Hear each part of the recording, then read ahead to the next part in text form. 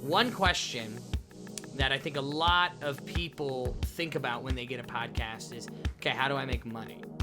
Yes. And I know that's the big, quite literally, $1 million question, that monetization of a podcast. And it's the understanding that if you have good content and you start to gain a good following, maybe there's a chance you can monetize. But I've basically been told and thought in my head that what I'm trying to do every single week with Do What You Love, I'm not going to see any return for 3 years, 4 years. And that's what I've just told myself, so that if after 1 year I get return, I'd be happy.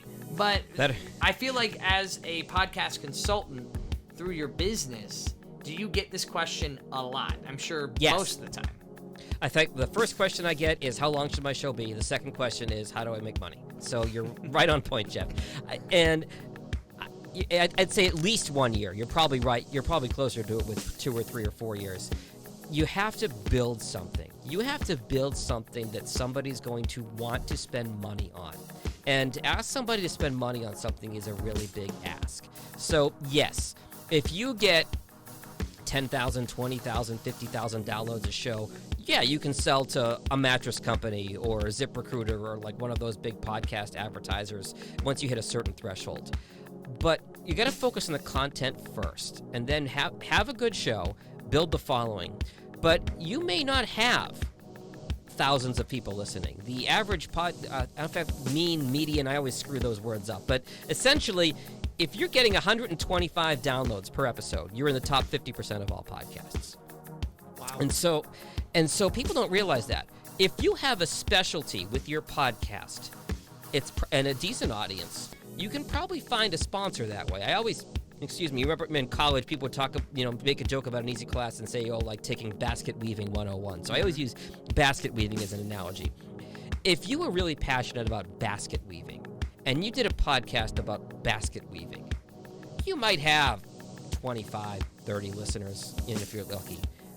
But I can almost guarantee you there is going to be a basket company out there that would love to get in front of the people that you have their undivided attention for 15 or 30 minutes every week or every month or whatever it is. So there is money to be made in the specialization area. For me, my podcast is about podcasting. I would look for a sponsor that has something to do with podcasting, whether it was a service that provided remote recording software or a microphone company or whatever it was. I would look in that realm.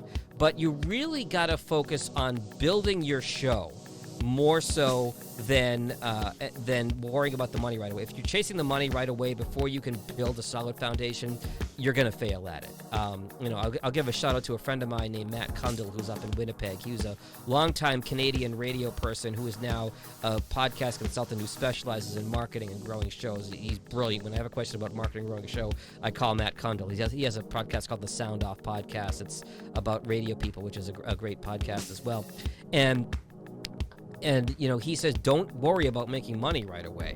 At least a year. Build your show for at least a year, if not longer, and then worry about maybe trying to monetize it. You might get lucky. A friend of mine named Joel Salsihai, who has a podcast based here in Detroit called Stacking Benjamins. It's a financial advice podcast. He was at a financial advice, conference or one of those type deals, and he went up to Fidelity. And he was like, hey, would you guys want to sponsor our podcast? And the rep from Fidelity was like, well, how much? I forget the exact number he gave. He said, I don't know, $100 an episode. What's $100 to Fidelity? Right. I mean, come on. Right. So now he's got, it's the Stacking Benjamins podcast sponsored by Fidelity. I mean, how's that sound for street cred?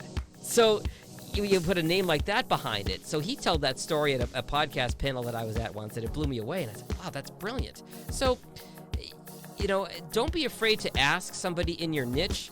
But if you get into podcasting with the express intent of making money, and that's your priority, it's not going to work. You've got to create good content before you can monetize it.